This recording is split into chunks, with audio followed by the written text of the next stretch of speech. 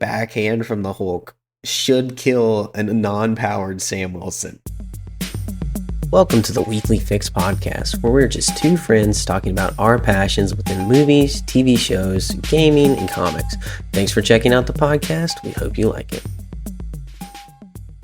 Welcome. So glad you could join us here at the Weekly Fix. I'm your host, Zane, and joined with me, as always, is my host, Jacob. We have a amazing semi-finale wrap-up review for the Acolyte.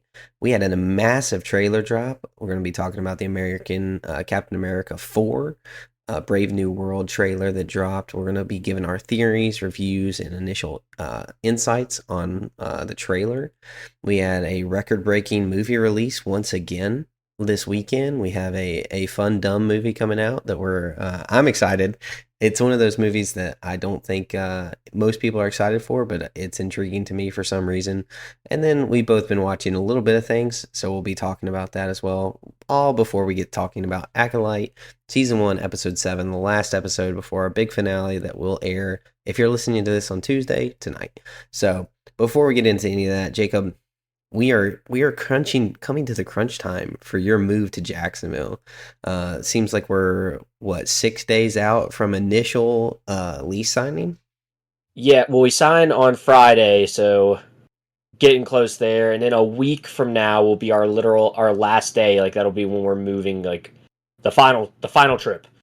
So it's been crazy. I haven't really got to do a whole lot, but I'm excited to talk about the stuff I have got to see. You mentioned the Acolyte, and I'm super excited to talk about the Captain America Brave New World trailer. But yeah, dude, it's been crazy busy. Everything that everybody says about moving is true. It's a nightmare, but it'll be worth it in the end. Oh, absolutely. It's always exciting to go somewhere new, to start something new, fresh, and just start over. It's an odd sensation to move to a new city, but it is incredibly rewarding, fun, and I think you guys are going to have amazing opportunities here in Jacksonville to just further your influence, outstretched hands, for the gospel, and then also just for you guys to develop as a couple. I think it's going to be amazing. So, man, fun week. Now, were you expecting the Captain America trailer to drop before Deadpool? So I thought I'd seen a lot of rumors that it was going to drop. Like, I kept seeing pictures like, oh, it's dropping, it's going to drop today, and then it didn't drop. And then people were like, it's going to drop tomorrow, and then it didn't drop. So it ended up kind of being a surprise because I had seen for like probably 3 or 4 days in a row people saying it was supposed to drop at like, oh, it'll drop at noon today, and then it didn't. And they were like, oh, it's actually at 4 today. So after all those days of rumors, I actually was a little bit surprised when it finally did drop. Yeah, I kind of caught about the exact same as you did with the rumor train. Oh, it's supposed to drop at 8 tonight when the EPSIs are announcing, and then go to bed. It's not dropping tonight, everyone. Which is funny but I before I saw any of that, I didn't expect it. It was an odd play for me. I thought we just got Agatha House of Harkness trailer. We have Deadpool coming out on this week, and then we have San Diego Comic-Con coming out. So what do you think? Why do you think they released this so early for February? Because that's a little bit early for Marvel to start releasing stuff. It's not crazy early, but it is a little bit. 7 months, they usually like to do around 6. So they release it. Do you think they have something big coming at Comic-Con that they don't want to overshadow anything? I don't know, because I would think this was going to be a Comic-Con drop too. I know Marvel has 2 halls at this year's Comic-Con. They have one dedicated to Deadpool and Wolverine, and then they have another hall dedicated to new announcements. So I'm starting to think that, I know the Fantastic Forecast is supposed to be at Comic-Con this year, so maybe they didn't want, just to throw Captain America and Brave New World in there because they didn't think it would be as big of a splash as what Fantastic Four announcements are going to be, so maybe they wanted to give it its chance to have a little bit of a spotlight for a week. Hype is with Marvel is probably as high as it's been right now, so it makes sense to drop this, I think, but I was a little bit surprised it didn't just wait till Comic-Con. Honestly, I think maybe the drop was to overshadow Agatha all along. I keep changing the names of which one I'm going to call it, but I don't well, know what I don't even know what I forget what the name is. I think it was All Along, right? Is yeah, it I think Agatha it's All Agatha Along? all Yeah, along. yeah. But I think that one was received poorly, and I don't think they were super thrilled about that, and they didn't want any negative going into Yeah. the Deadpool to hurt those numbers at all. So I think they dropped this trailer knowing that they put together a banger of a trailer, just to kind of get that hype going up. Now, that's my personal opinion. I think the trailer was very, very good for someone who was very skeptical about the movie coming out. I was impressed by the trailer put together. There's a bunch of dark clouds with this production, with some reshoots, not extensive reshoots, honestly. For a high budget movie like this, I don't think there's been crazy reshoots. I think they had about 3 weeks of reshoots, which you think most movies go through at least two, and some movies have gone through over like 8 weeks of reshoots, which is essentially just reshooting the movie, and that was not this. So I'm excited. Esposito's character looks sick. What did you? But I think the big reveal I want to go ahead and start talking about is, what did you think about Red Hulk? Oh, that was my biggest part of the trailer. Leading up while I was watching it, the movie was selling me, right? It was getting me excited. I think we both messaged each other and said this definitely moved the needle for us. And we talked about Agatha not having done that for us previously. This one definitely did. This movie has me very excited. You used the words dark clouds. Just talking about the production of the movie. I think this movie has a very dark tone about it as well, which I really like. I like the characters. I like the cast. It's actually a pretty star-studded cast when you look at it, so that's really exciting. Yeah, but the Red Hulk reveal, that was when I was like, yep, this is a big-time movie. And I think this is going to be a really fun one. We talked about recently about how we felt like the Hulk has really not had a chance to shine in the MCU. And it's funny, I've been seeing a lot more posts on, X and Instagram of people even saying the same thing. Did they make the right route going with Smart Hulk? And I think the overall consensus has been they didn't make the right decision there. So seeing possibly another unhinged Hulk and actually getting to see some Hulk smashes, like for real, has me really, really excited. Very excited, and for those of you who don't know, Red Hulk is a new character played by Captain Ross or General Ross, or whoever it is at that time. In the President Ross is what it looks like, Yes. who Yeah. is Harrison Ford's character, who was recast. Now talking about the recasting, do you think that joke is a little appropriate to an actor who has passed away, who has played it for almost half a decade at least? I actually am not familiar with. I haven't seen many of those jokes and stuff. So, Oh, it was made in the trailer. He said, I'm getting used to the new look. And he said, I shaved the oh, and he's mustache. without the mustache. Yeah, I actually didn't even pick up on that. yeah, that's a That's joke kind of that he got recast, but okay. Okay. the other actor actually passed away. I didn't think it was ill mannered. I actually I appreciate it when there's subtle nods to actors changing, and it is tragic that he passed, but it wasn't a tragedy as in like unexpected. He was just older. So I personally don't have a problem with it, but I've seen a lot of people be like, that was really unthoughtful and a bad joke. I was just curious if you thought anything about it. No, that's funny. I didn't even pick up on it. But I also don't think it's that big of a deal. I understand, I guess, where people are coming from with thinking it's like ill-mannered and things like that, but I really don't think Marvel had any intentions of that. I even could see them giving like a little tribute at the end of the movie, something like that along those lines. They seem to do that a lot with that type of stuff. But that's funny that I did not even pick up on that at all. Yeah, I mean, I picked up on it immediately because I knew the recasting, because I thought it was so crazy that Harrison Ford even Yeah, selected yeah. the role. He hates being called out about Star Wars. He does not like being talked about with Indiana Jones or Han Solo. He really dislikes that, and he doesn't like questions about it. And then he joins the bigger fan base, which is the MCU juggernaut. And it's that, to me, I was like, man, that is a weird play from someone who apparently hates fame. Well, we do know though that Harrison Ford is definitely a fan of money. He So is a I'm fan of sure, money. so I'm sure he had no problem being handed that check that I'm sure Kevin Feige wrote out to him. So I thought the same thing when he got casted in this role. I was like, why is he even trying to get this one, or why did he accept it? Because he does hate all those things. But no, I bet that check was pretty nice. But no, it is funny that he is taking on probably one of the bigger roles in recent years, I guess, for him. I guess he did have that Indiana Jones movie not too long ago, but other than that, he's been relatively quiet. But I thought that was funny as well. Yeah, he's replacing William Hurt. I couldn't remember his name offhand, but William Hurt, who played Thaddeus Ross in Captain America: Civil War and the original Incredible Hulk. But yeah, interesting. But yeah, Red Hulk, super interesting character. I'm surprised we saw him this early in a trailer breakdown. Wow. I thought he looked really good in the trailer for Yes. the half second we saw him. And then I get to work and my coworker's like, dude, look how terrible the CGI looks on in this movie. And I'm like, I mean, the planes to me looked a little rough, but it's 7 months out. Yeah. I saw those same things, people complaining about how the movie looked, and obviously I'm not doing deep dives into how it looks. I'm not breaking down each frame. I thought it looked really good. I mean, Yeah. that's just like initial impressions. The Red Hulk scene to me was awesome. I was like, that is exactly what I want from a character like this.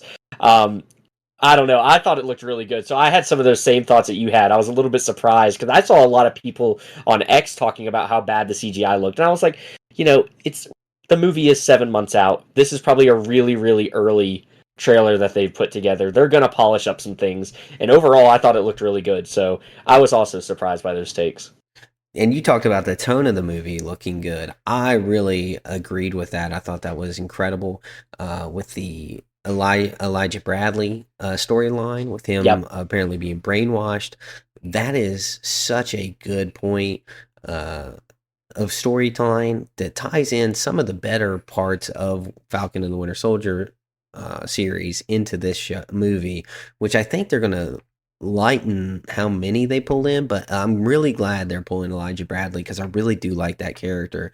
For those of you who don't know, Elijah Bradley took up the mantle of Captain America essentially during the absence of Steve Rogers when he was in the ice, but they never put him front and center because he was a black man in America, and they racially covered that up. So it's super interesting storyline underneath the beats of it with still some of that hurt. But I really do like that they're picking that back up because that is a super interesting storyline that I would like them to kind of um, correct here and do justice by him, which I think is what they're trying to do. And then from the trailer, it looks like he gets brainwashed and kills the president. So man, I think it's going to be a good movie. From this trailer, it sold me. Yeah, and talking about some of the tones, I loved the whole "You're not Steve Rogers" line. Like that is going to be something, and we've already seen Sam Wilson battling with. He isn't really Captain America. He's got to put his own spin on it. So I'm excited about those storylines. You touched on another really good one. I think this movie's going to be really good. Now, I don't think it's going to be Deadpool Wolverine big. I don't think it's going to be Spider-Man big. I definitely could see this movie though being along the lines of like a Guardians of the Galaxy level hype. I know you love those movies. But I could see it having a box office similar to those, maybe a little bit under those. But I think it's going to have a really good tone. I think it's going to get people to want to go to the theaters, and I'm excited for it. So I'm so pumped for this one. We talked about the Red Hulk. We talked about all sorts of cool things. I think this is going to be a really good one. Yeah, I completely agree. What did you think of Giancarlo Esposito role? How he looked? Well, what do you think his role is? Because we had a the GW George George Washington Bridge. yeah, George Washington Bridge announcement, but that wasn't from Marvel. That was from My Time to Shine. Yeah. And today, Giancarlo Esposito in an interview said none of his character hasn't been guessed yet. Yeah. So Yeah, that's interesting. What do you think? Yeah, it's an interesting talking point. Also along the lines of he was in the trailer a lot. There's a lot of scenes with his face in there, and by my understanding, he was kind of a more recent casting for this movie, wasn't he? I don't think he was an original cast member. I believe he was a part of a lot of the reshoots. So it's definitely going to be. he was added for reshoots, and Okay. so during test screenings, they had the Serpent Society in here, Uh-huh. which is essentially snake people. If you watch Invincible, the Lizard Society is a direct ripoff from the Serpent Society in Marvel, and so they had that group of um, terrorist essentially in this movie as an antagonist. And most people are assuming they actually completely cut that storyline. So Okay. we're going to, and he is what replaced it. So it was a side story. It was important. But if we make it a very strong, good villain to do that instead of an offshoot, odd snake people, I do think that was a really good choice and pivot for Marvel, especially when the test screenings aren't doing good, which is they're listening to the fans, they're listening to their feedback now because they have to, and that's Yeah. really really good. Yeah, it's going to be interesting, like I said, where he was shown so much in the trailer. That does, I think that's one of the more alarming things to me. I think it was probably a good choice to do it, but I'm interested to see if his storyline ends up taking over too much of the regular story that we're wanting because of his name and because they're trying to, potentially do a play on, oh, we have Giancarlo Esposito in this movie. If you like him, you need to come see it. I'm hoping that's not what this ends up being. I'm hoping this is just a good role for him. He's a secondary story and he doesn't take up too much screen time because based off that trailer, he does take up a lot of screen time. So I hope that's not the case, but I do like what you said about if they did pivot. They did do a good job pivoting and listening to the fans, and that's what something Marvel has done poorly in the past. It's something Star Wars is doing poorly or currently. So it is going to be good for them if they really are starting to listen to what the fans want. So you said of him taking up too much screen time. I personally didn't think he had a ton of screen time in this. Mm-hmm. I think the main storyline is definitely going to be Thaddeus, Thunderbolt Ross, and Sam Wilson. Yeah. But somebody who didn't get any screen time that we know is this is Samuel Stearns, played by Tim Blake Nelson, who is from the original Incredible Hulk as the leader. I think we saw a picture of him from Yeah. the back with the hat on. Do you think they just didn't want to show that fully? Maybe they weren't done with his effects. What do you think? Do you think he's going to get any screen time? Essentially, what's your thoughts on that one? Well, I agree. I do think we did see him. I think we did see the back of his head. I also, though, don't know. This could be one of those things. If they would have shown that and the CGI isn't good, people would have ripped this trailer apart. So that could have been more of a potential. Hey, it's just not quite ready yet. But that's something I would have expected in the show before they showed Red Hulk. So I think that's Yeah, why the Red Hulk was so surprising. But again, I think that scene that we did see of Red Hulk was so short. And, if you put a bunch of graphics designers and stuff on that, hey, we need this to go out in a trailer next week. They're going to be able to get that little clip done pretty quickly. Whereas Leader, it's probably not as big of a storyline. It's not going to get as many headlines. I think that's probably what they went with there. He's probably just not ready, and they just wanted to get something out to get fans more hyped. And the Red Hulk definitely does that more than Leader, in my opinion. So that's my personal take. I definitely think he's still in the movie. I don't know how big of a role he'll play. It's going to be interesting to see. And I think there's a lot of stuff we still haven't seen. Obviously, the trailer wasn't that long. The movie is still 7 months out. So everything's speculation at this point. But I do think he's still going to play a pretty prevalent role in the movie. one of the things with CGI that you just touched on with we can get Red Hulk out. It may be a significant easier transition because they already have a Hulk model. So Yeah. they may have just been able to transpose the face. The face wasn't shown and just, color mod the model they already have for the Incredible Hulk Yeah. and swap that in. So I think that is going to save budget on this film, which is good because they can put it other places instead of a massive CGI character, which I'm man, this one got me excited. I'm so excited for Marvel to be back. I know we've had a long hiatus from Marvel, and I am itching. I'm itching to watch some good Marvel on the big screen in my home. It's been too long. So, a question I have for you then: do you think we see Smart Hulk in this movie at all? Like our normal Hulk? Ooh, that's a good question. I don't think we do. I think they really want Sam to stand on his own and make himself a leader and a force to be reckoned with in his own right. It's really important that he's able to take up that mantle. Mm-hmm. If he's going to be Captain America, he needs to be Captain America. And I don't think they're going to throw him in there But they might, or maybe they'll say, he's having struggles, and that's where we kind of lead back to Rage Hulk, because we seen Bruce Banner shifted back into regular form, so he's clearly having something going on. We saw that in the end credit scenes for Shang-Chi, and then I believe in She-Hulk we might have seen him one time as regular Banner, but I'm not positive on that one. Oh, we That's did, yeah, my because that was in the car wreck. In the car wreck, he was clearly yes. okay. That's my one thing I'm a little bit concerned about because I think the same thing. I do think this is going to be them showing that Sam Wilson is capable of taking up that mantle, but I don't know that having that against someone like a Red Hulk is the correct character for him to do that against.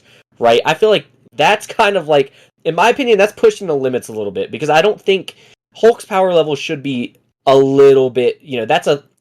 I know Captain America is strong and all, but like that's a Thor level fight for me. Like we saw in Ragnarok and stuff like that. Now I don't think Red Hulk's technically as strong as the Hulk as Bruce Banner Hulk. Um, but I don't know that that's a good way for them to really let him get his feet under him. So I'm definitely interested if they don't have Hulk in it at all, how he's gonna overcome this threat. So I actually think Red Hulk is an incredible character for him to go up against, and one of the reasons is because Red Hulk has a significant weakness that Banner doesn't have. Banner, when he gets angry, he gets stronger. He can adapt more. When Red Hulk gets angry, he overheats and loses power, Hmm. and can actually just completely overheat.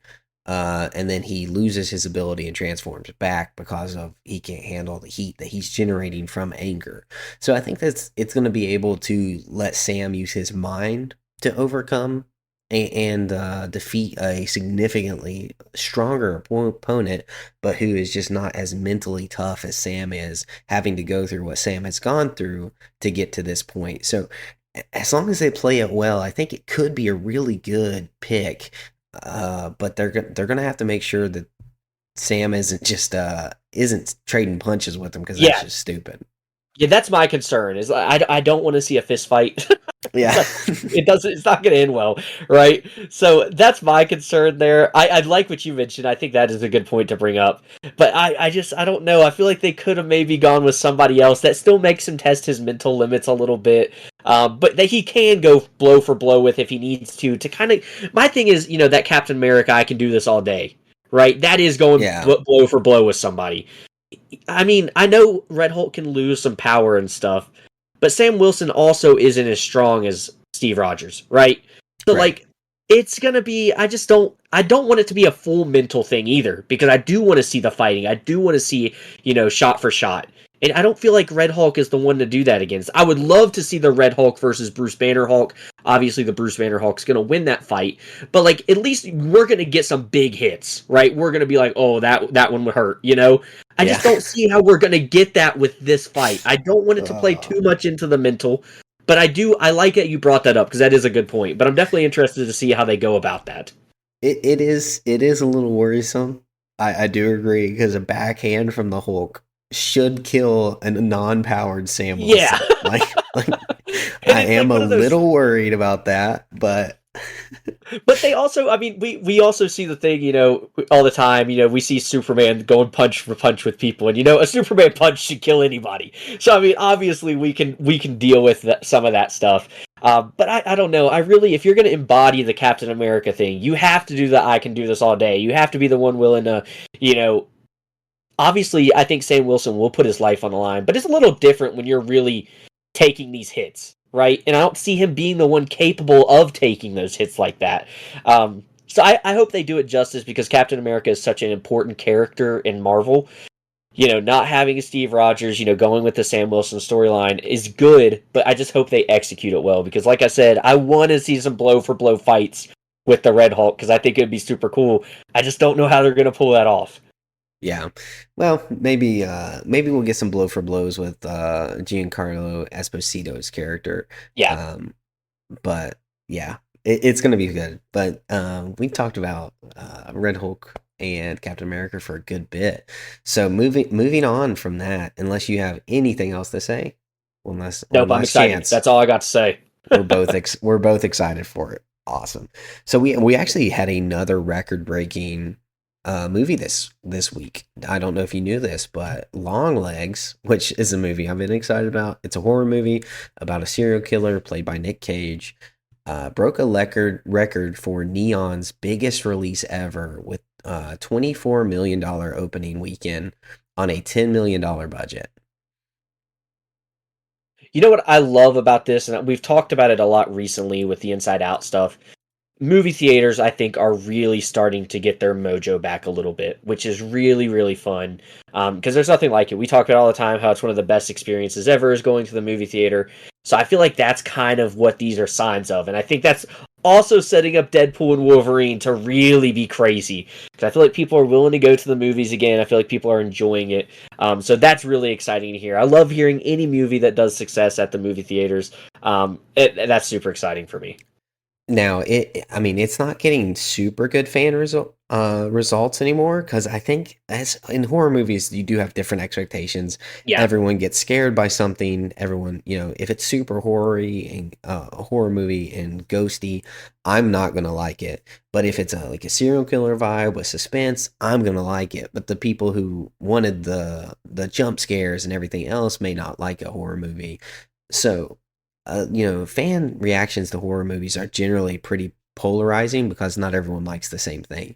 With an action movie, you go to an action movie for an action movie and you're happy because 75 guys got beat up by Jason Statham and you're having the time of your life. No one's disappointed that he beat him up. So I think there is a little bit of give and take there for the fan reaction, but one of the best things I like about this is that we have a movie that made $22 million and is a success. Yeah. Like, how many times have we said, stop pouring so much money into these movies? Like, it's getting ridiculous how much money a movie is becoming. It's costing to make $300 million. $150 million budget. These movies are just begging to fail. And so I'm glad to see something on a lower budget, an original flick, actually make some money at the box office. And a company like Neon, who is very little known, hasn't had much success, is putting something out there and actually making a return on it. I really like this. Yeah, no, that's super awesome. I completely agree with the fact that movies are getting too expensive to make, and it's really pricing a lot of people out of having good stories. And we've talked so much about, I think not even just us, I think just people in general have talked about there's no original stories anymore. Well, there's no original stories anymore because people can't afford to make these movies because of how expensive it's gotten. So I love that these movies are getting cheap again, and I hesitate to use cheap; they're still expensive, but I Yeah. love that they're getting more affordable for people to do. Because that's going to just open up the doors for, hey, maybe someone will be willing to donate or sponsor this movie for $20 million because, hey, Longlegs did pretty good at their price point or whatever it may be. I think that's going to be really good for movies overall, is when they're finally starting to get back to a point where people can actually do them. Yeah, and one of the reasons for just original movies not taking off well is also because ticket prices are so expensive. You Yeah. can't justify going and taking a risk on a movie you don't know is going to be good anymore because it's not just, $4 at the box office for a cheap date.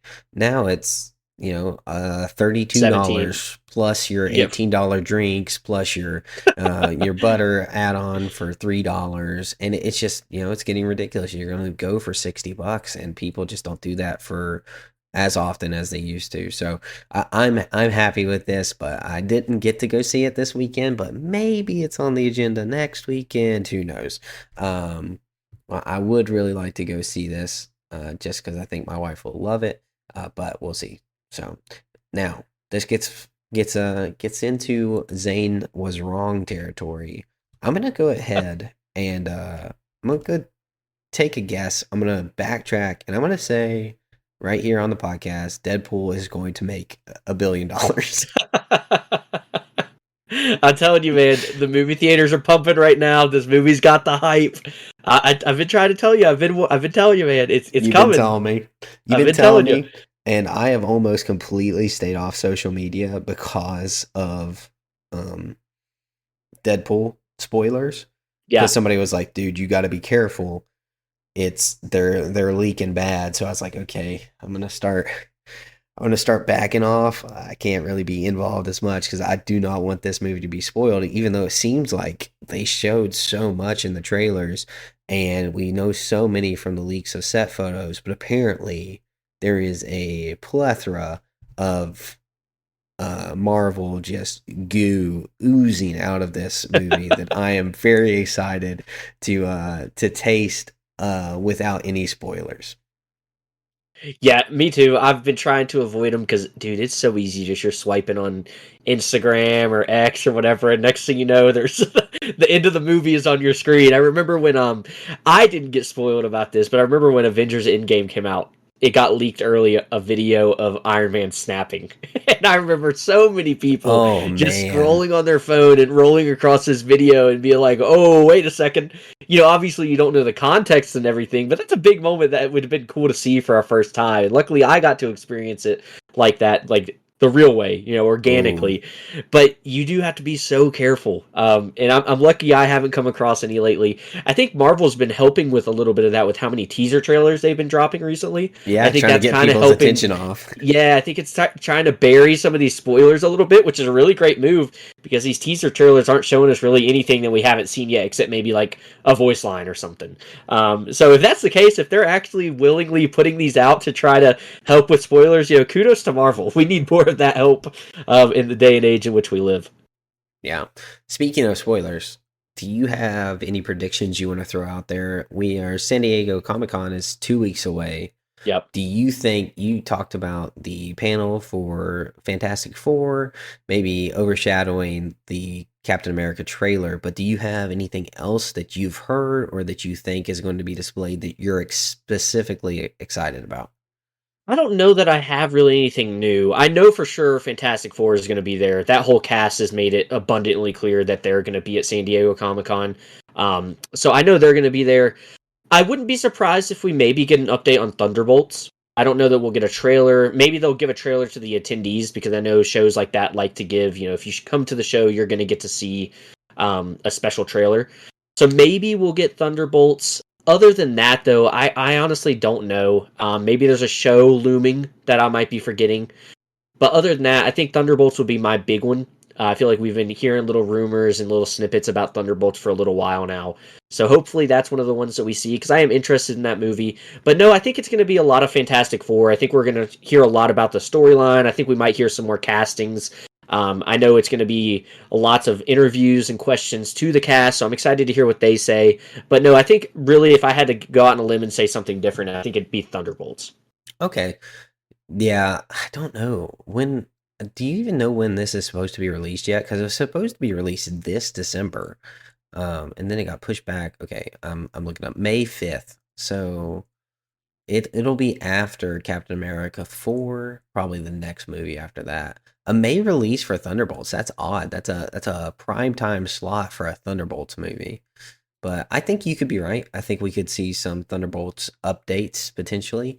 The one update I'm really hoping, three movies I'm hoping to get some news on for them, because I really think they need to start focusing on this, and they really need to start updating. Is I really want to see Thor 5 uh, hit their announcement so that we can actually get a director and just confirmation that they're working on it. Doctor Strange 3, and then I really want to see an update with Kang and Avengers 5, maybe even a writer, maybe a director of that movie. But I think it's really important that we start getting back to these main storylines and maybe even a Shang-Chi 2. If we can Yeah. get a Shang-Chi 2 update, because man, that was a banger of a movie. That was a really great up and coming artist that you actor that you snagged for a very high important role that we really could have adapted to, just like the big three from initial phase 1 in phase 4, but they backed away from him, and now it's been 5 years or 4 years since we've seen him on screen. So I would really like to get an announcement on those four things at this Comic Con. I don't know if they're going to bring all that because, like you said, I think the panel will be ran by Fantastic Four a lot, and then They may even talk more about Captain America, and who Yeah, knows? And you said they rented out the whole hall for Deadpool, Wolverine, so yeah. I'm sure we're gonna get a bunch of stuff like that. So maybe it's just too loaded, and they've already felt the payback from being bloated with what they've done in the past, overextended themselves. We still haven't got Ironheart. We still haven't got a lot of these movies that they announced. So maybe they do back it off and don't talk too much about it. But I'm excited to see what all we get. And then do you know if DCU is going to be there with James Gunn? I do not. I would assume they're going to be there in some form or fashion. I have a feeling we're going to see something Superman related. I don't think we'll see anything big. We might see some more still shots. We might get some more screen leaks. But real quick, running back to Marvel, I definitely think we see some X-Men 97 stuff. That just came across my Oh, mind. okay. All right. I definitely think that's going to be there. I think we might even see a season 2 trailer. I would not be Really? shocked. I do, because I know they had already started on season 2 before we even finished season 1. So I definitely think that's going to be there in some form or fashion. I might be wrong about the trailer. I definitely think X-Men 97 will be there. That was a big hit for Okay. them. I definitely think they want to keep the momentum rolling because they don't have any animated stuff right now that I know of. I don't think I guess, is it season 3? I Season don't think 3. season 3 is even close if they're Well, doing they anything they gave there. us a teaser at the end of season Yes, 1, like immediately. So they got to be at least semi close with some of these I stories. I feel like though with how big X-Men 97 was, they probably started putting a lot more resources into that. Maybe took some of the designers and graphic artists off of that and maybe put them on to X-Men 97 to try to get the second Okay. season out. I definitely think that'll be there. Spider-Man But freshman year is still slated for I this that's year, that's which the is other thing I was animated. about to say. I think we are going to see some of that. I think that Okay. one's going to be one that we see this year. I think we see those two animated things. I don't think we see What If season 3. Um, but you mentioned real quick. We'll get back to the DCU thing, but you did mention them getting the blowback from being bloated. I do Yeah. think though this is the place that you do give us all those updates. San Diego Comic Con should overload us with information. I don't think they need to do too much. I mean, they don't need to give us dates and stuff. But hey, we're working on the next Doctor Strange, or hey, Avengers Endgame or Avengers 5 is coming along. I think that this is the place to do that. I don't think you make all those announcements outside of something like Comic Con because that's when it starts to feel bloated. But I think people should come into the expectations of Comic Con with, hey, let's get a lot of information. Let's hear some updates on some things that we've been waiting on for a while. Let's hear about Ironheart. Let's hear about Black Panther. I don't think Black Panther is one of the things we're going to hear about, but that's the type of stuff that we should be hearing about. So I do get what you're saying, and I'm a little scared that they go the opposite route and they do Oh, worry okay. too much about the blow and they give us too little. That's more of my concern than giving too much for something like a Comic Con. Um, but getting back to DCU, I don't know that we'll see much. I definitely think they'll be there. I just don't know what we'll get. So I am looking at this right here, and it says that they will not be in attendance. Oh, really? Okay. Um, which, man, That must be a maybe. James Gunn decision if I had to guess. I feel like that was Okay, probably him nope, never saying, mind. "Hey, Never mind. They're gonna okay, be they, there. they are okay." Yeah, sorry. So, Bad I information. Bad information. so you want to hear my big DCU bomb that I think is going to get dropped? Oh, I'm super excited for this. They're going to announce the casting for Booster Gold. Oh, okay, okay. That's Now, my did you that's my did you big see one. who they're rumored to be playing him? I saw who it was. I don't remember who it was. I do remember seeing a post, but I don't remember who they said it was. Was it Um, oh, it's I can literally see it. Kumal, man, Yeah, yeah, yeah. I Nagiani. know who you're talking about. Nagiani. He Yes. played I did see Kingo that. in Eternals, Yes, I did see that. which he has an amazing movie called The Big Sick, and he is hilarious. So I think that could be okay. That could be a good pick. I don't dislike that. I think there's better options, but I think he's a very funny, good actor. I think he does well in everything I've seen him in, uh and I'm okay with that. That's a I'm not mad at it kind of casting. Yeah, I know. I think that would be not bad. I definitely think that's my big one, though. If you were going to say, "Hey, predict something Okay. crazy that could happen," I think that's one. I feel like that's been gaining a lot of traction on social media as that character recently.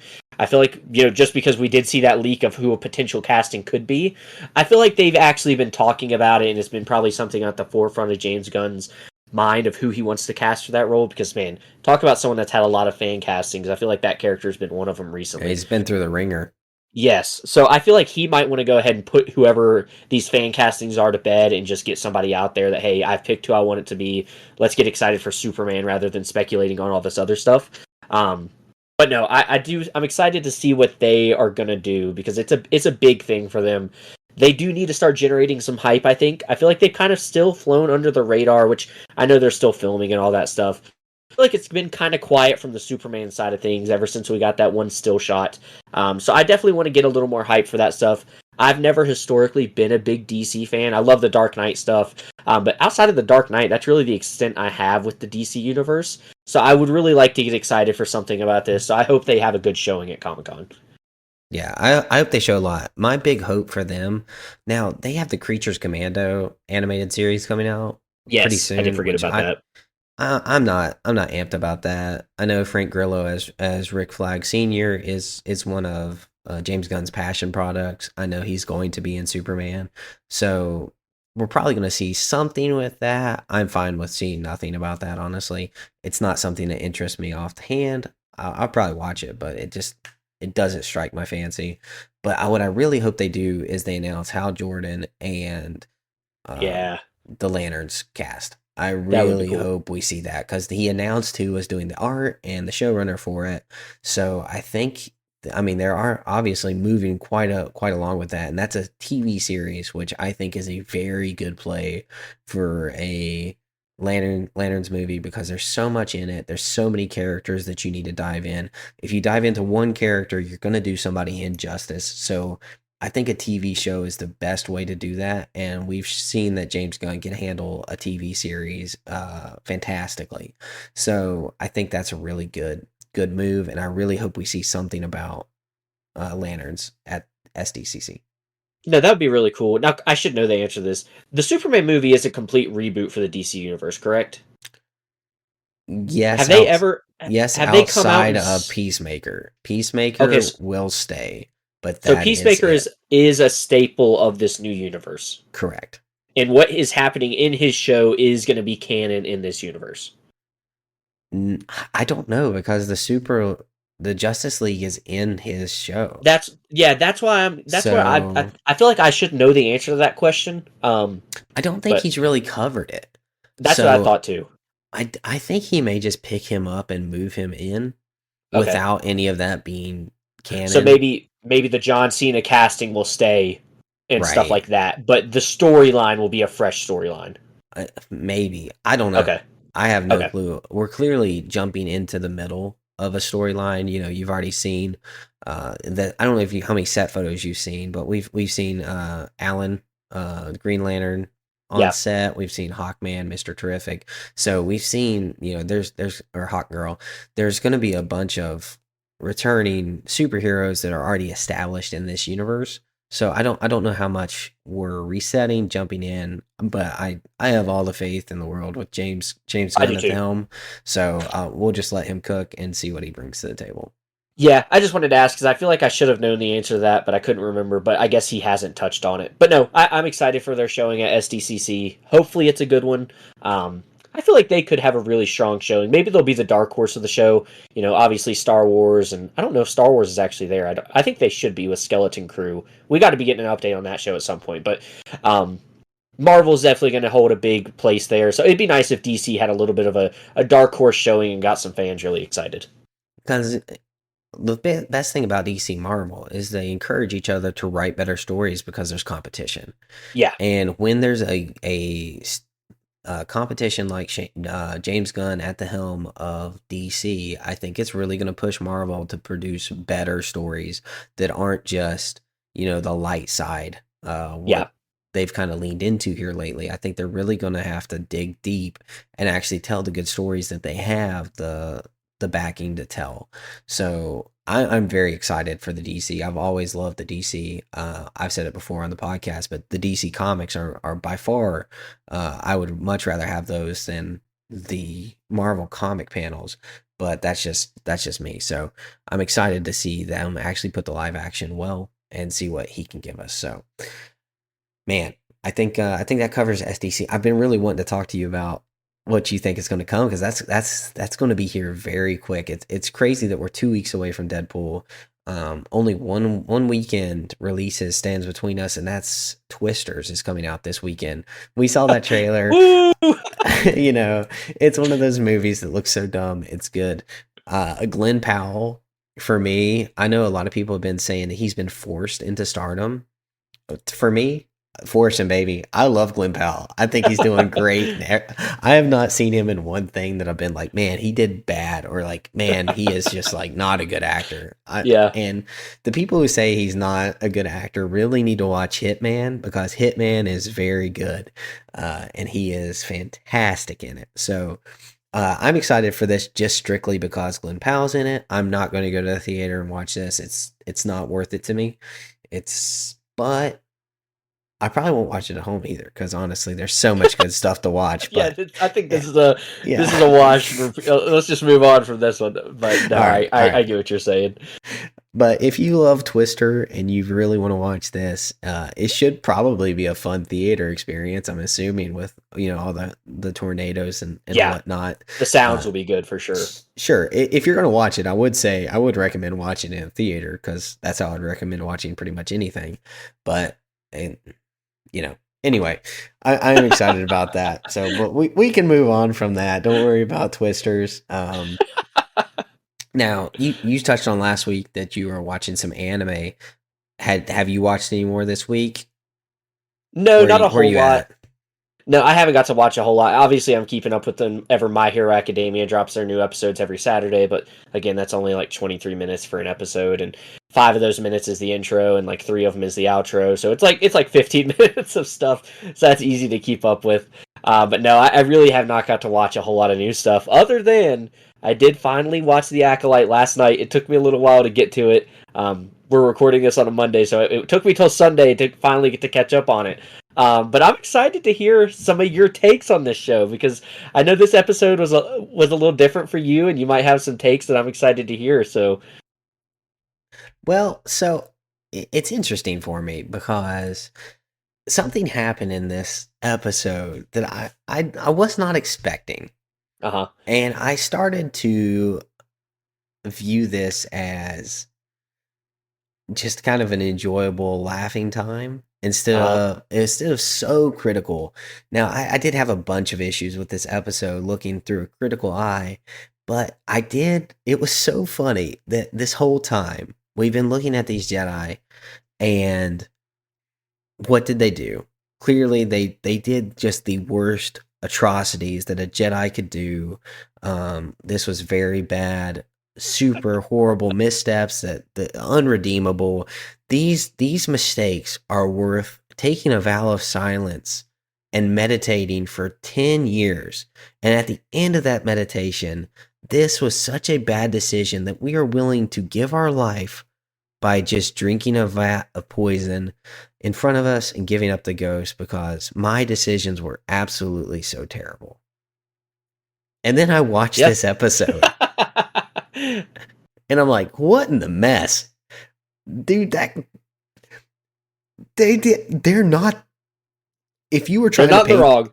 if you were They're trying to not. paint the Yeah, Jedi in the wrong light, it was like, bad. It was not a good way to do it. this was not the way to do it. If you No, thought no. you're like, oh man, the Jedi are just so bad trying to save these girls, and then getting a Padawan getting meta Jedi mind tricked into delusion. Honestly, I was like, dude, that guy should be the best, okay? He was assaulted mentally and Jedi mind tricked Yeah, by a witch. Like, and by the way, I thought that was incredible. His scene with her mind control it was was a good. very, very good moment in a dark show, showing her talking to him, panning away, and showing what that conversation looked like from the mental aspect. I really enjoyed that moment. I thought that was great. And so I really do like it when you can step back and appreciate the good moments in these shows, because it does have some good moments. And I thought that was one of them. Yeah, I agree. I really like that scene. I like his character, and it's so sad that I agree. I think it was a very dumb way they've gone about um, trying to paint the Jedi in the wrong, because I can see what they're trying to do. I think they're trying to see us overreact to something that's not something that's worth overreacting to. And it really just kind of does paint the Jedi in the good light, which I think, again, if they hadn't marketed this show as such a Sith-oriented show, I don't think we would have such a problem with even what the Jedi did or what they're doing. I still think a lot of it is playing into the fact that we really thought this was going to be so Sith-based, and then they tried to convince us that the Jedi were bad and all this stuff, and they just didn't do a good job of doing it. But that was a really good scene. My favorite scene was we did finally get to see the Wookiee fight, and the Kalnaka fight was exactly how I would have expected a Jedi Wookiee to fight. It was overpowering. You know, you're not going to beat him in a fist fight. You're not going to beat him in a lightsaber fight. Even if you try to defend, it's going to knock you down because the blow is going to be so heavy. That was another scene that I really, really enjoyed, and I think they did a really good job of depicting. I love when Indara came in and she was the one. I loved the techniques that she did. A little bit of a Matrix play, I felt like, which was really cool. So I really liked that scene. If we're talking about some of the scenes that really did something for us, I loved the Kalnaka fight. So that's one that's diverse. Man, diversive on the internet right now is the Kanaka fight, and I don't understand why. This fight to me was significantly better choreographed than the Khmer fight, because the Khmer fight, I talked about it. Like, the fight didn't flow, it didn't make sense. There wasn't really it didn't seem like it was a big picture fight. In this one, it's super interesting stakes because the two Jedi's, Sol and Torben, can't kill him because No. that's their friend, and Yeah. he's Jedi mind controlled. He is fighting like a Wookiee, but also a mind possessed Wookiee, kind of Yes. holding back that skill that he probably does have and using that brute force, because those witches wouldn't really understand how to use a lightsaber as well. Now, I don't know how much control, what all they're doing. He's clearly still there at some point, but I thought his force powers were very well used. I thought the flow was great. I loved him smashing Torben's face up against the wall, and that's how he Yes. got those Yes. scars. I agree. I think that fight was really good. Now, it wasn't the best choreography we've seen from Star Wars, but that's something that I'm super glad with. I like that kind of choreography is completely good for me. I will take that any day of the week. If that's the type of lightsaber fight you're giving me, then we're good. I also like the moments that Master Soul turned off his lightsaber to kind of get the advantage non-lethally. I thought that Yes. was Yes. clever. Super cool. Kalnaka swung through and he turned his lightsaber off, which is a forbidden lightsaber technique, but he didn't turn it back on, so it's okay. And then, trying to reason with him, get him out of there. And then, like you said, Master Indara coming in there. Now, that does step into one of my biggest issues is, what did she do to kill all I 30 of know. those witches? Like, and the way they shot those witches meditating in that room was the absolute worst way I feel like they could have shot that. They got as close as possible and as lifeless as possible and just said, this is what we're going to show you. When they could have showed, like, at least they had the set. They had the set because they showed the set. They showed them fighting in that set and preparing them in that room. They could have showed the entire room. They could have showed some life in that. And then I think what they should have done is they should have went the same route they did with the mind trick earlier with Anastasia, and kind of showed Indara going in and then actually having to save him or something in that moment, instead of her just kind of forcing his head and then all of a sudden they all die, which isn't on her. They're controlling Kalnaka. Yeah. That's Yeah. their fault. If they die, so be it. You're dead. So I personally, like, my biggest gripe with this episode is that they didn't tell the Jedi Council. There's no reason not to. They were not in the wrong. Now, you can go and say Torben was in the wrong because he went to, like, help, but that wasn't Torben's fault. That was Anaseia's fault for mind controlling him and trying to possess him and trying to get him back to Coruscant. I just, man, if this episode was supposed to be like, see the other side and see how evil they truly were, I'm not getting it. Y'all missed it. So Yeah, that's how I felt the same way. I feel like there were some points that they were trying to force on us that still didn't make sense. But I think the big thing, you mentioned on what did Indara do to kill the witches. I really do want to know that, and I feel like that's something we're not ever going to know. I feel like Nope. I know there was a interview with the director not too long ago where she had talked about that she did save some stuff for if they ever got a season two. I feel like that might be one of the things she saved is like showing what she did, showing that force ability or whatever it was, and that's really frustrating because I feel like when you're doing a show like this, if I'm the director, and obviously I'm not a director, so I don't know how the ebbs and flows of these things work, but don't save anything for a second season. Make the first season as good as you possibly can so you can get a second season, and then from there you can save stuff for a third season. Because if you get a second season, you're more likely to get a third season. I wish they would have just put all the cards on the table. I feel like there's a lot they've not told us throughout this show that they would have told us would have been a lot better. And after hearing that interview, I feel like that's one of the things. That's the first thing I thought of when I saw them die, and they never explained it at the end of the show. I was like, that's probably one of the things they were going to explain to us at some other point. So that was very frustrating, and I hold that same sentiment as you with that part of the show. Yeah, and stepping into frustrations, also the way the Jedi are scouting this planet looking for life when there's literally a massive fortress on the other side of the I thought that was like you dumb could just too. have you could have took like a quick trip, Yeah, ship trip fly around the around. planet. You do have better things than a metal detector and a life scanning for algae kind of and they had been there for a long time. So they're like it's not like they just landed. They had talked about it. I think they'd been there for months or something. So that to The me was that was weird. The only thing I think they made the wrong decision of saying that there's no life on this planet. I think if they would have said, "Hey," because they were looking, I forget what the word they used. Was it a convergence? Or was that Yeah, what the word they were they using? were investigating the convergence. The Yes, I feel virgins. like if they would have said that they were looking for something like that and not life form, because I know they were trying to say that the convergence is what can cause life form and stuff like that. I wish they would have just left it at that. I think using the word life form does make it sound stupid when there is this giant fortress of people living there and they weren't aware of them being there. I feel like if they would have just said, "Oh, we haven't been able to find the source of this convergence," would have made it so much better. And I think that goes back. We talked about the directing and the writing not being that great. I think that kind of goes back to that because I literally thought the same thing. I was like, because they literally do fly the ship to it. So like, it's like you could have literally just flown over to it at some point.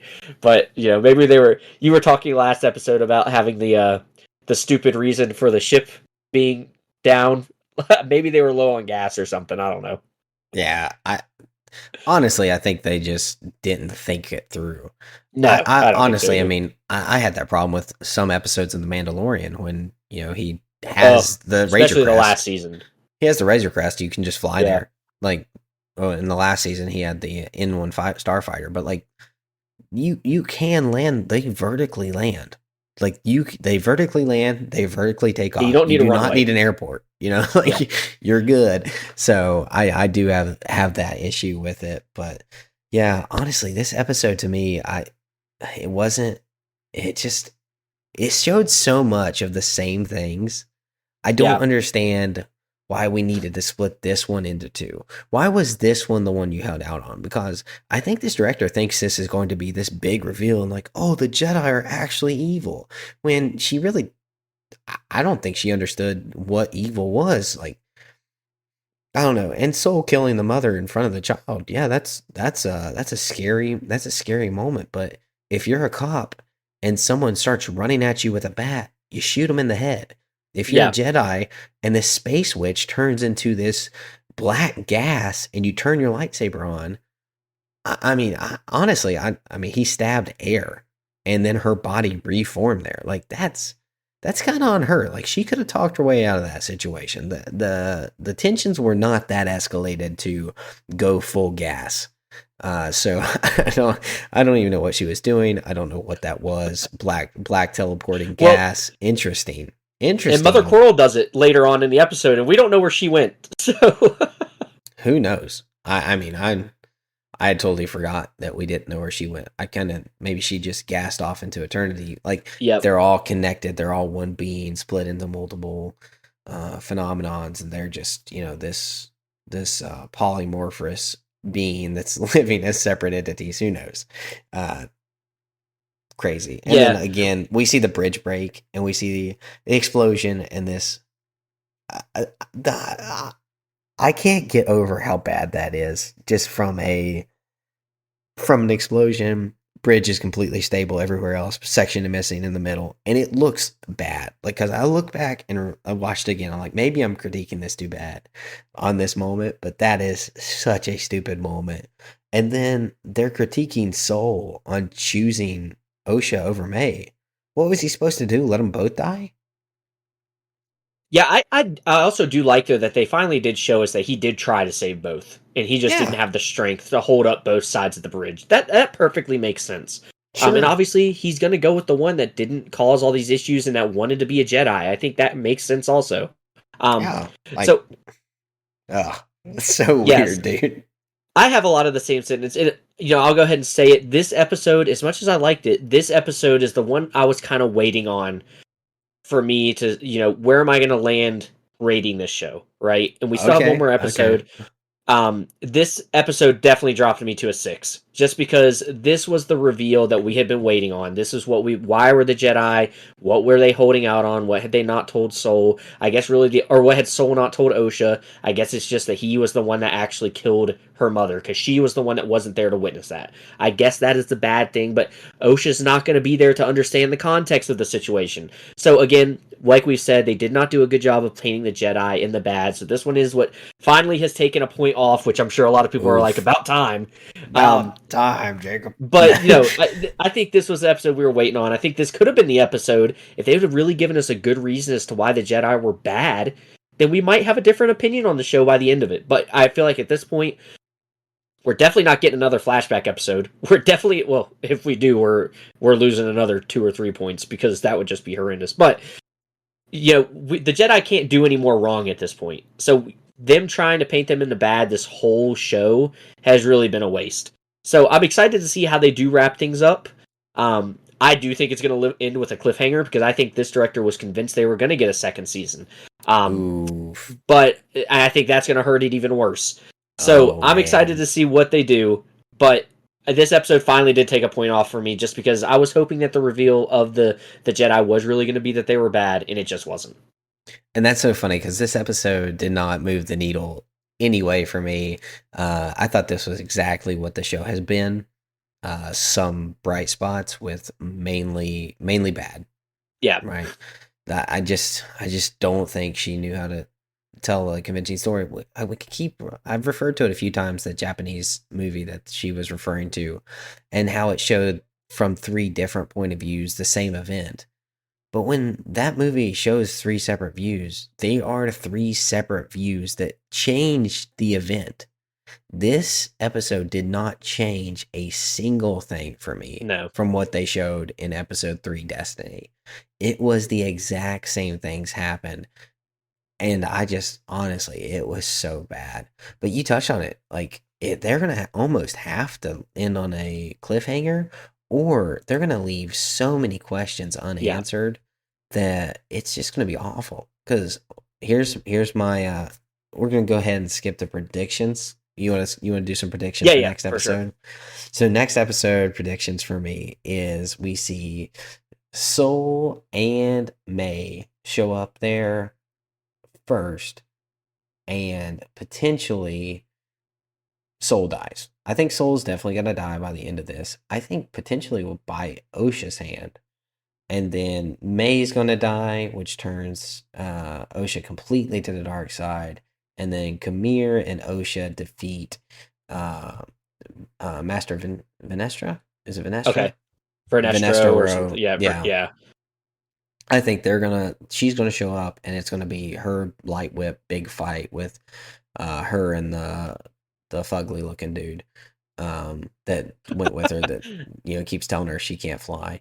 Yeah. And I think that she's also gonna die. And then Kamir and Osha are gonna be the last two standing who can start this cult Sith that lead us down the path to Darth Maul and Sidious. Okay. I wouldn't be. That sounds pretty spot on. I still wouldn't be surprised if they continue. Again, I'm still holding out hope that the Knights of Ren thing ends up being a true thing, and that's what this ends up being. Is it does end with Kamir saying he's going to start this Knights of Ren, or some way it gets referred to. That's my hope. Is I think that would be better than trying to make them the Sith. But I think they've kind of already said that it's going to be a Sith ending and stuff like that. So I'm interested to see how it goes. Like I said, I think my prediction is it's definitely going to end on a cliffhanger. I think Soul will die. I don't know about Osha and May. I honestly wouldn't be surprised if they end up becoming a team again because they played into that little saying that they did where it's like always something but never is one, always two, something, you know what I'm talking about. Yeah. I think that could end up being a thing and they kill Kamir together and then they just kind of leave. And I think that's where it's going to leave the open ending part of the story for us, and the cliffhanger is like, well, what did they end up going to do? We have two force sensitive beings that were, as far as we know, they still haven't clarified, how they were, born. We know they were used through the Force or some way and, manipulated by the Force. But they haven't really given us a clear example. They did kind of start to get into it a little bit in the last episode with the convergence that they were looking for was capable of producing life forms because of how strong the Force was on that planet. But that's going to be two people that we just never hear about again. And I think that's just going to be one of those open-ending Star Wars things that we'll end up getting like books about that aren't canon. We'll get Legends books about them and things like that. Good. That's what I think this is going to ultimately end up turning into. Yeah, I think you definitely could be right. It's up in the air, honestly. Not much would surprise me, unless it's a really good finale. I think that would surprise me. Well, that's our hope, right? We hope somehow it all makes sense in the end. I don't know. I feel like the last episode really just kind of convinced me that, like, they couldn't convince us that the Jedi were bad, which is what they had been trying to do this whole show. And that's what I was holding out hope for. That's why I was giving it the benefit of the doubt. And when they couldn't do that, that's when I was like, all right, this show is just kind of like, it does have its, I think you spoke on it perfectly. It does have some high spots where you're like, oh, that was cool. That was good. But they're just few and far between from what the rest of the story we're getting. So I would be surprised if this, I don't even necessarily say that I'd be surprised if we get a good ending. Because it might be eventful. It might be fun to watch. But I don't think it's going to make sense. Yeah, I don't think it's not going to be fun to watch. I mean, obviously, I'm probably going to enjoy watching it. I mean, I've enjoyed talking about it. If not loved the story, which I have not. I have not loved the story. I have not loved what they've done with the lore, and a lot of people have liked what they've done with the lore. But to me, some of those things are special to me, and I really enjoy what they've done with them. So. To me, when they take stuff that was special to me that I really enjoyed, story points that were important, and then flipped it on their head, and then those same people are then saying that Rey was actually the chosen one and it wasn't anyone, that just like me makes me want to throw up. So bad stuff for me, but yeah, I mean it may be eventful, it may even be good. Who knows? Maybe this is where all of their $180 million budget went to. It's literally the most beautiful thing you've ever seen. I'm like, man, I take it all back. Take it all back. They used $20 million for the rest of the show, but this last episode was $160 million worth of 45 minutes. And the whole show is literally just Kamir wrecking Jedi. And it ends up being that none of this happened, and it was a dream Kamir was having, and it was one of those like Sith dreams that he was having to get stronger. Ooh. That would save it. I think I just figured out how we saved this whole show, but no, that's awesome. That's hilarious. One thing I did want to ask you about, and if you knew anything about it, so Master Vanestra Rowe, green lady with the whip. Yep. She gets unsettled during space travel, light speed warping. So somebody posted that that's a legend saying is that she has visions during those skips. Did you know anything about that? Do you have anything that say to that? Because I was just curious because you know significantly more about Star Wars than I do. What you thought about that? Well, I know the lightspeed travel stuff, it does kind of coincide with some of those things. I don't know a whole lot about that stuff. Legends in particular, I'm not super well versed in. Like, I know the certain things, like I knew about the Cortosis and things like that. But man, there's a lot of Legends content. So, no, that's not something like, I don't know that I just don't know what they'll do with that. It's probably going to make this character really, really strong for no reason. But she's like predicting the future. But no, I don't know too much about where they'll go with that. And honestly, it's probably going to be something they don't even touch on. They were saving that for season 2. So But no, yeah, I'm not for sure what they'll do with that. Okay. I was just curious. It was one last thing that I had to say about this, but and then the last part, which I thought was really good, that everyone else hates, is the song at the end. Why is everyone in uproar about the song at the end? I thought it played Again, well. I thought it was yeah, good. dude, I'm telling you, sometimes the Star Wars fans are just too much about certain things. I thought it was cool too. I thought it was a good little ending. I think it had something to do with the rule of two. I forget the exact It was stuff something that went about on. twins. It was about a Yeah, twin song. yeah. So like, who cares, right? It sounded cool. It literally has no impact on the story at all. It's like an in credits song. Yeah, Unless dude, everyone somehow, was so mad. They're like yeah, ruining the Gladiator. The Gladiator trailer has pop rap music, and Star Wars has pop music, and this whole world's going to hell in a handbasket. This is just yeah. awful. I'm telling you, dude, that's how I felt. Like that's how I felt with about this show for the most part, right? I feel like it's gotten a lot of just unwarranted hate about little things that don't matter. Um, Which is so but funny because there's so much there justified are, hate to have in this show. yes, there are bigger things to be upset about. But being upset about Kiade Munde's age, who cares, right? Like that's the Yeah, stuff to me that has really just been annoying to hear over and over again. And when I started seeing stuff about the song, I was like, dude, these people are literally just looking for something to be mad about. Like we could have picked like I haven't even heard many. I've heard a few people say like, "Oh, so why did Torben kill himself?" That's a justifiable question. That would make sense to be upset about. But to be upset about the song at the end, come I was on, a just like, song. this is too much. Yeah, I literally, the show ended, and I was like, "Oh, that's nice." It kind of gives me like Shang-Chi, Black Panther vibes, Yeah, which I love the ending songs of those. I download them. I think they're like good reminders of how good the movie was. And then this one, I was like, "Oh, that's a nice song to end on." And then I nice get little touch. online, and everyone's like, "Ah!" Yeah, I hate it. It's And like then I saw a meme and it was someone had the name of that song and it was Obi-Wan and it showed Anakin burning in the fire and he said I hate you. And I was like that's literally summed up this like all of this. I was like this is just so stupid that we're literally making memes about this song at the end. I was like it's just but no. Yeah, it makes no sense.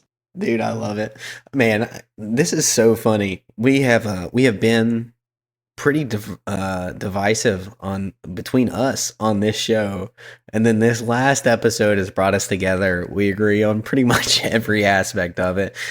Hilarious. And then we'll see what happens next week. Those are our predictions. And man, I've had a blast talking trailers, Comic Con predictions, and then Acolyte next week. Tune in, make sure we tune in for next week, because next week's episode we will have a special guest for our first time outside of our family. We will be joined by Peyton, and his insight on Star Wars is always fun and enjoyable for me, so I'm excited to have him on the show next week. And then the following week after that, we're in Deadpool territory, so it is going to be an amazing end of the year. We have a bunch of content coming your way, and I am so excited about it. Jacob, you got anything to say to the listeners? Nope, that is it. I am definitely excited to talk to Peyton next week. You guys will get a little bit of a break from just our opinions, and you'll get to hear somebody else's. So that's gonna be fun. I think it'll be cool just to hear another, person in the community, another person that enjoys the same thing as we do, give their own takes on things. That's always fun. But no, I think this was a great episode, and it was always fun doing it. Absolutely. Guys, thanks for tuning in for us. Hey, as always, if you have something to talk about, you want to reach out, we have a X, we have an Instagram, we have emails, we have phones, we have any ways that you want to contact us. We got it. We got a Discord channel that y'all guys can join if you want, Weekly Fix. And we're going to post all that in the comments of the show notes. So if you're interested in any way, reach out to us. We'd love to have you. And we'll catch you next week on the Weekly Fix.